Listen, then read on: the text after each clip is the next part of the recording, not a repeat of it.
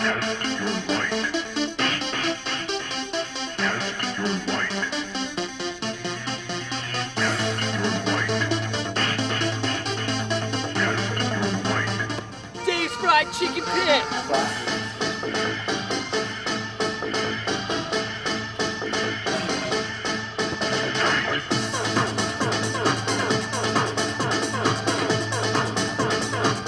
Dave's Fried Chicken Picks!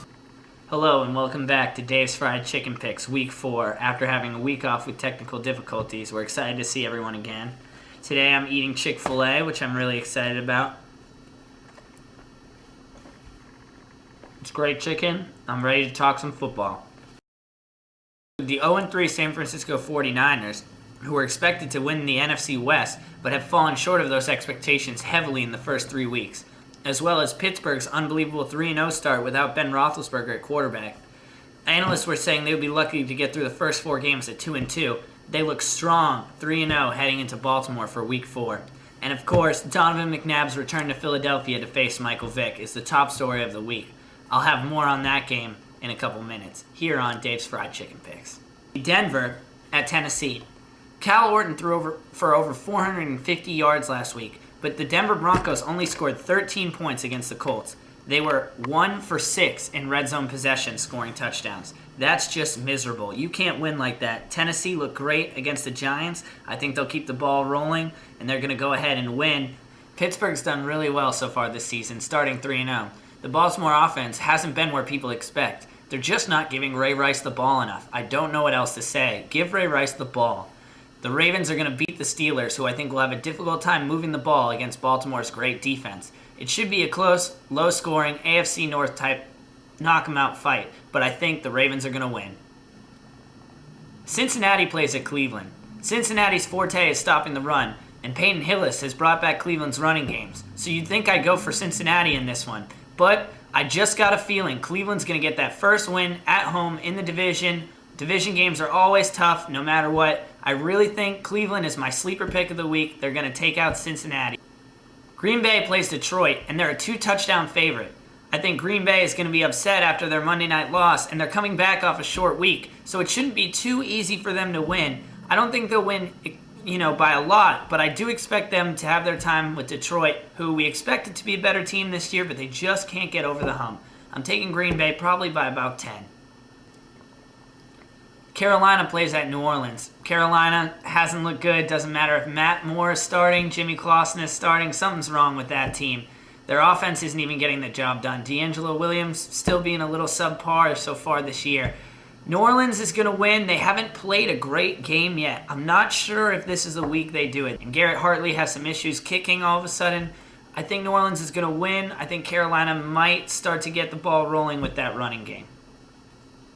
San Francisco plays at Atlanta. San Francisco, like I already highlighted, has been one of the most disappointing teams of the year so far. Atlanta, on the other hand, has been quite a surprise. Besides an overtime loss to Pittsburgh, Atlanta has looked great on offense, scoring a plethora of points in Week 2 and 3. I think they'll score again against San Francisco, who I can't believe I'm saying this, but they're probably going to be 0-4 at the end of this game. Atlanta Falcons take the pick. Seattle plays St. Louis. St. Louis got their first win against the Redskins. It was a huge start for Sam Bradford. Seattle has looked great. I don't know what to think of this team. They have unbelievable special teams with 101 and a 99-yard kick return. But you can't rely on 14 points from your special teams every week.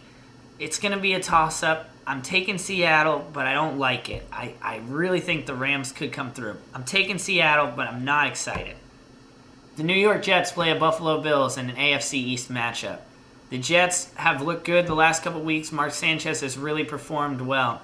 I think Buffalo, now cutting their former starting quarterback Trent Edwards, are going with Ryan Fitzpatrick, is a good move for that team. I don't think they're going to score very much. I don't think the Jets are going to score a lot either. It's going to be a low-scoring game, but I expect the Jets to win. Maybe Sanchez will make a few mistakes this season. He's due for a couple.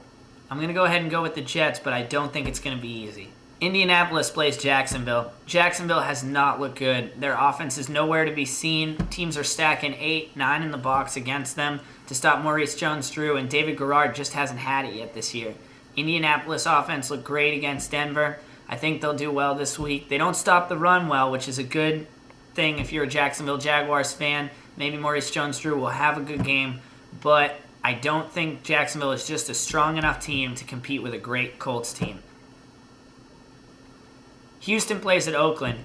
Oakland lost a heartbreaker on a short field goal by Sebastian Janikowski last week. And Houston, they've won on the air, they've won on the ground, and I think they're really going to take it to an Oakland team that is still very confused about what direction it's heading. But I do think Bros Gronkowski is a great thing for the Oakland Raiders. He gives them some fire. He gets rid of the ball quickly. He helps that team move forward. But I just don't think they're ready to beat a team like Houston that can beat you in so many ways. It's going to be a high-scoring game, but Houston's going to win. The Arizona defense has not been good this year. I don't know why. They had such a great run defense last year, but they haven't had it this year. San Diego seems to be waiting until the fourth quarter of games before they start really trying on offense.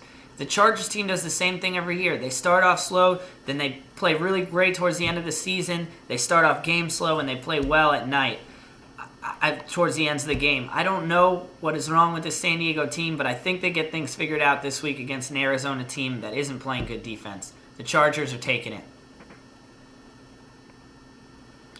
The marquee matchup of the week is the Philadelphia Eagles versus the Washington Redskins.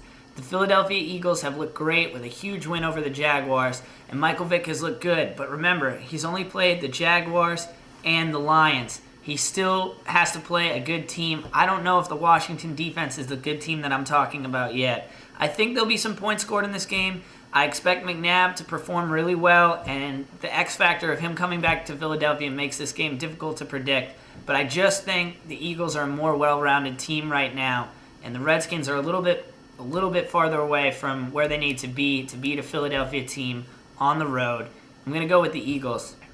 The New York Giants are playing the Chicago Bears. The Giants looked awful this last week, so why are they favored in this game? Well, Vegas seems to think Chicago's going to have a tough time coming off a short week from their Monday night game to beat a Giants team on the road.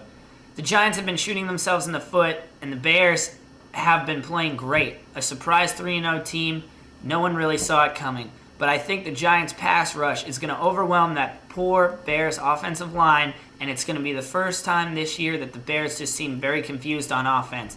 There's too much firepower on the defensive line.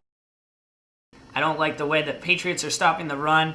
I think Ronnie Brown's going to have a good game. He always does against the Pats. I think Ricky Williams has a good game. He does against the Pats.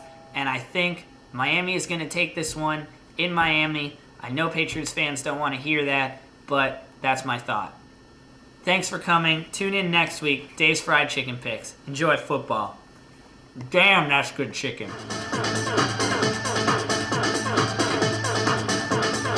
Dave's Fried Chicken Picks.